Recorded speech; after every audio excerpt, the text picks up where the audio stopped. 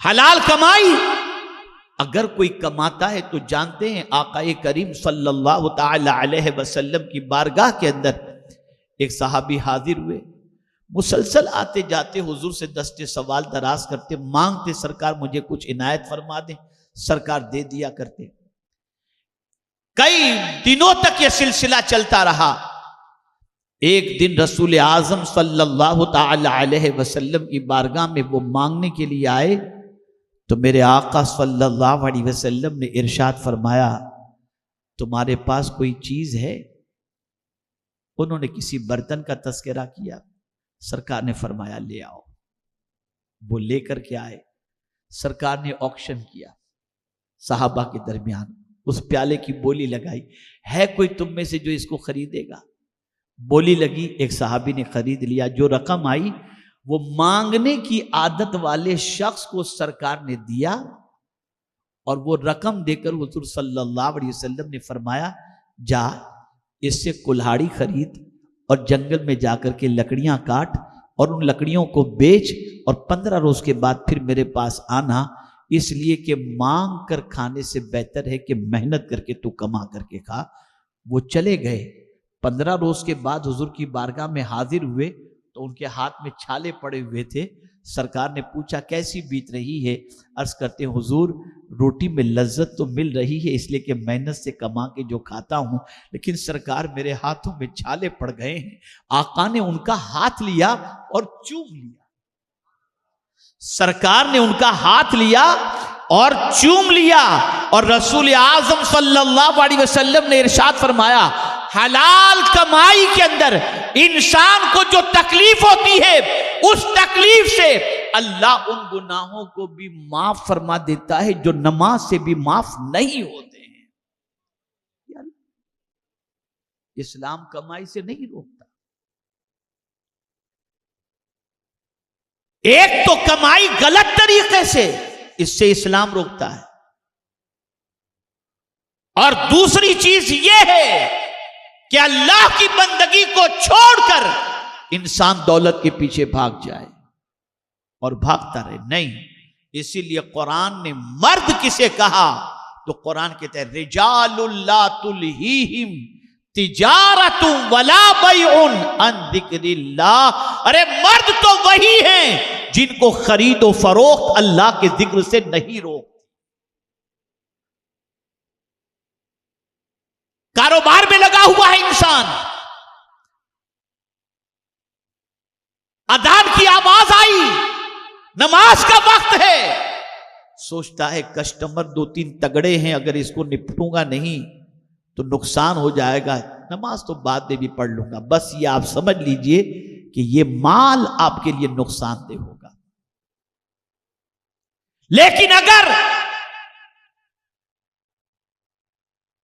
کاروبار کے اندر مصروف ہیں اور نماز کا وقت ہو چکا اور آپ نے نماز کو اہمیت دی اور کاروبار کی فکر نہ کی، اور آپ کے دل میں یہ جذبہ پیدا ہوا کہ رزق تو اللہ ہی دیتا ہے، میں اگر تجارت کروں تو بھی نہ کروں تو بھی میرا مولا ہی مجھے روزی دینے والا ہے، میں نماز چھوڑوں گا تو وہ ناراض ہو جائے گا۔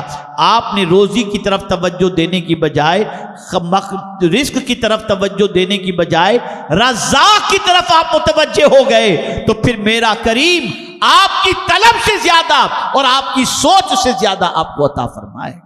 اب میرے پیارے آقا صلی اللہ تعالی علیہ وسلم کے پیارے دیوانوں، ہم اس دنیا کے اندر زندگی گزار رہے ہیں، دنیا میں اچھائیاں بھی ہیں، دنیا میں برائیاں بھی ہیں، ہمارا دامن گناہوں سے آلودہ ہو جاتا ہے، لیکن یاد رکھیں کوئی بھی یہاں گناہوں سے بچ نہیں سکتا۔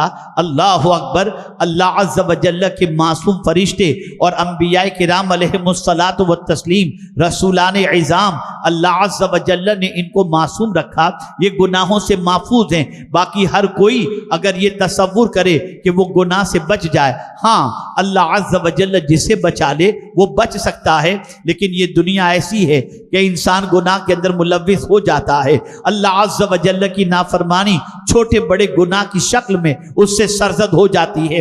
اب پروردگار قیامت کے دن اگر حساب لے گا تو ہم کیسے حساب دے سکیں گے؟ تو اللہ نے فرمایا اللہ کی مغفرت کی طرف دوڑو، نیکی کے کام کی طرف دوڑو، جن کاموں کی وجہ سے اللہ عز و جل بخشش فرما دیتا ہے ان کاموں کی طرف بڑھو، ان کاموں میں جلدی کرو۔ ہمارا حال یہ ہے، ہم گناہ میں تو جلدی کرتے ہیں، نیکی میں جلدی کرنے کے لیے تیار نہیں، اس لیے کہ نیکی کا کوئی کیش ریٹرن ہمیں نہیں ملتا، گناہ میں لذت ملتی ہے، گناہ کے اندر ارمان پورے ہوتے ہیں، گناہ کے اندر شوق پورا ہوتا ہے، لیکن نیکی کا بظاہر کوئی کیش ریٹرن ہمیں نہیں ملتا، اس لیے نیکی کی طرف توجہ نہیں دیتے۔ لیکن میرے پیارے آقا صلی اللہ علیہ وسلم کے پیارے دیوانوں، یہی نیکیاں ہیں جو گناہوں کو مٹا دیتی ہیں۔ ان الحسنات یذہبن السیئات، جہاں ہم سے نیکی سرزد ہوئی اللہ ہمارے گناہوں کو معاف فرما دے گا۔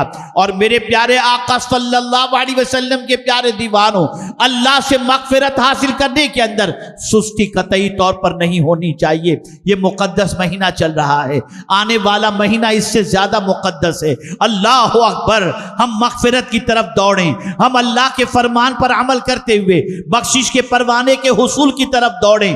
اور اللہ عز و جل نے اپنی کتاب کے ذریعے ہمیں یہ راستہ بتایا ہے کہ دوڑو اس طرف، جہاں مغفرت کی طرف دوڑنے کا حکم دیا گیا، جہاں بخشش کے پروانے کے حصول کا حکم دیا گیا اور اس میں جلدی کرنے کا حکم دیا گیا، وہی پروردگار جل جلالہ نے یہ بھی فرمایا اگر تم جلدی نہیں کرتے، اگر تم آرام آرام سے سوچتے ہو کل توبہ کر لوں گا، کل بخشش کی بھیک مانگ لوں گا، بڑی رات کو مانگ لوں گا، تو اللہ فرماتے وَهُوَ أَسْرَعُ الْحَاسِبِينَ، تم نیکی کرنے میں اور مغفرت کے حصول میں جلدی نہیں کرتا، اللہ جلد حساب لینے والا ہے، وہ حساب بھی جلدی لینے والا ہے، وہ چھوڑے گا نہیں۔ اللہ اکبر، میرے پیارے آقا صلی اللہ تعالی علیہ وسلم کے پیارے دیوانوں، اسی وجہ سے صحابہ حساب سے ڈرتے تھے، صحابہ اللہ کی پرسی سے ڈرتے تھے، صحابہ قیامت کے دن سے ڈرتے تھے۔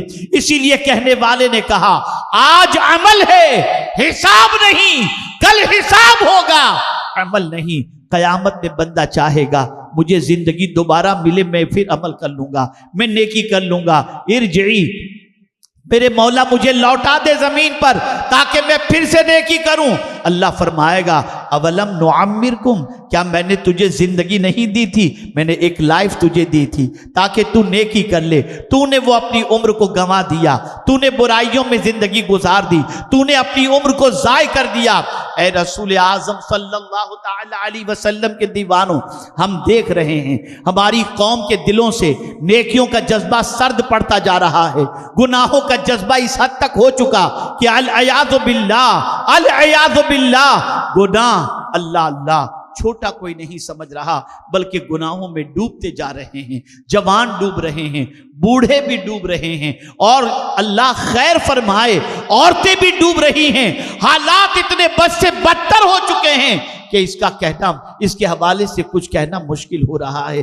اے رسول اعظم صلی اللہ علیہ وسلم کے دیوانوں، یاد رکھو اللہ سے مغفرت حاصل کرنے کی طرف جلدی کرو۔ قرآن مقدس میں اللہ عز و جل نے فرمایا دوڑو، جلدی کرو اللہ سے مغفرت حاصل کرنے کی طرف، اللہ کی بارگاہ سے مغفرت کا پروانہ حاصل کرنے کی طرف۔ یاد رکھیں حضرت فاروق اعظم رضی اللہ المولا تبارک و تعالی عنہ اپنی زندگی کے آخری ایام میں تھے، کیفیت یہ تھی جاں بلب تھے، اللہ اکبر، آنسوؤں سے آپ کا بدن، آپ کا چہرہ بالکل تر تھا، آنسو بے پناہ نکل رہے تھے۔ اللہ اکبر، حضرت عبداللہ ابن عمر رضی اللہ تعالی عنہما جو سیدنا فاروق اعظم کے لخت جگر تھے، انہوں نے اپنے والد کے سر مبارک کو اپنے زانوں پر رکھا اور روتے ہوئے والد سے عرض کیا ابا جان کیوں اتنا رو رہے ہیں؟ تو ایک ہی جواب دیا بیٹا سفر لمبا ہے اور زیادہ سفر میرے پاس کچھ بھی نہیں ہے۔ اللہ اکبر۔ اور اس کے بعد اپنے بیٹے سے حضرت عبداللہ نے فرمایا اے میرے لخت جگر، میرے سر کو زمین پر رکھ دے۔ حضرت عمر رضی اللہ تعالیٰ عنہ کے سر مبارک کو زمین پر رکھ دیا گیا۔ زمین پر جیسے ہی رکھا گیا تو کہنے لگے اے عمر تو امیر المؤمنین کہلاتا تھا، دنیا تجھے امیر المؤمنین کہتی ہے، سن لے اگر اللہ نے تجھ پر رحم نہ کیا تو ہلاک ہو جائے گا۔ آپ ذرا سوچو کون کہہ رہے ہیں جن کو سرکار صلی اللہ علیہ وسلم نے اپنا وزیر بنایا، جن کی نیکیوں کے بارے میں حضور نے فرمایا آسمان کے تاروں کے برابر جن کی نیکیاں ہیں، وہ سیدنا فاروق اعظم رضی اللہ المولا تبارک و تعالی عنہ اللہ کی بارگاہ میں حساب دہی کے تصور سے اور جواب دہی کے تصور سے اس طرح سے رو رہے ہیں، اس طرح سے پریشان ہیں، اور ہم تو سمجھتے ہیں آنکھ ہماری ہے، زبان ہماری ہے، پیر ہمارے ہیں، ہاتھ ہمارے ہیں، ہم جو چاہے کریں، کون ہے ہم سے پوچھنے والا؟ آنکھ سے جو چاہو دیکھو، پیر سے جہاں چاہو چلے جاؤ۔ جانتے ہو آپ، مجھے اس وقت حضرت عروہ ابن زبیر رضی اللہ تعالی عنہ کا واقعہ یاد آ رہا ہے۔ کون حضرت عروہ ابن زبیر؟ یہ رسول اعظم صلی اللہ تعالی علیہ وسلم کہ چہیتے عاشق حضرت صدیق اکبر رضی اللہ تعالی عنہ کی بڑی بیٹی حضرت اسماء کے صاحبزادے حضرت عبداللہ ابن زبیر، عروہ ابن زبیر، آپ جانتے ہیں، اللہ اکبر، ان کے پیر میں آکلا پڑ گیا۔ طبیب نے کہا عروہ تمہارے پیر کو کاٹنا پڑے گا۔ توجہ چاہوں گا، اگر یہ ایک واقعہ بھی آپ نے ذہن میں محفوظ کر لیا اور اسے محفوظ کر کے یہاں سے آپ سوچ کو درست کر کے اگر اٹھے تو میں سمجھوں گا کہ میرا یہاں آنا بہتر ثابت ہوا، اور انشاءاللہ آپ اگر اس پر عمل اور سوچ کو درست کر لیں گے تو ہو سکتا ہے یہ سوچ کا درست ہونا میری نجات کا سامان بن جائے۔ عروہ ابن زبیر سے طبیب نے کہا کہ پیر کاٹنا پڑے گا۔ حضرت عروہ ابن زبیر رضی اللہ تعالیٰ عنہ نے فرمایا ٹھیک ہے کاٹ ڈالو۔ طبیب نے کہا اگر نہیں کاٹیں گے تو پورے بدن میں زہر پھیل جائے گا۔ حضرت عروہ ابن زبیر نے فرمایا کاٹ دو، کوئی پرابلم نہیں۔ تو ڈاکٹر نے کہا، طبیب نے کہا کہ اگر میں ڈائریکٹ پیر کاٹوں گا تمہیں بہت تکلیف ہوگی، تھوڑی سی شراب پی لو، شراب کے نشے میں تم مست ہو جاؤ گے اور میں تمہارے پیر کو کاٹوں گا تمہیں پتہ بھی نہیں چلے گا۔ حضرت عروہ ابن زبیر نے فرمایا جان تو دے سکتا ہوں لیکن جسے میرے رب اور اس کے حبیب نے حرام فرما دیا میں اسے ہاتھ نہیں لگا سکتا۔